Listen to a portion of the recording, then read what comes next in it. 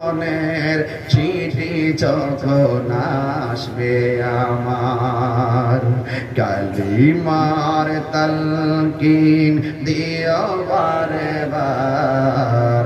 মরণের চিঠি যখন আসবে আমার, কালিমার তালকিন দিও বারে বার।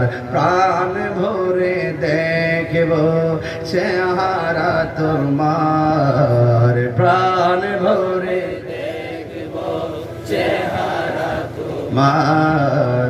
ডেকে নাও রোজা তোমার, রাসূলুল্লাহ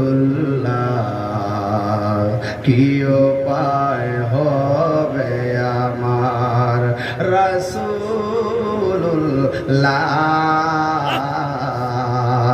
কি উপায় হবে আমার। ওই মদিনার পথের ধুলি মাখতাম আমি, পেলে সুরমা বলি। ওই মদিনার পথের ধুলি মাখতাম আমি, পেলে সুরমা বলি। ফিরে পেত এ নয়ন নূরের আধার, ফিরে পেত এ নয়ন নূরের আধার। ডেকে নাও রোজা তোমার, রাসূলুল্লাহ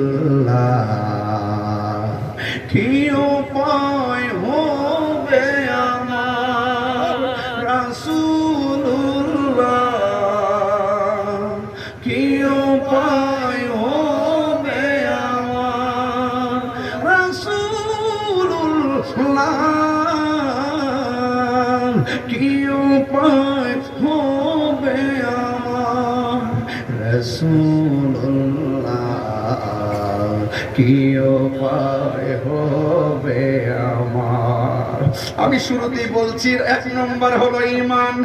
ঈমান হলো আমার নবী।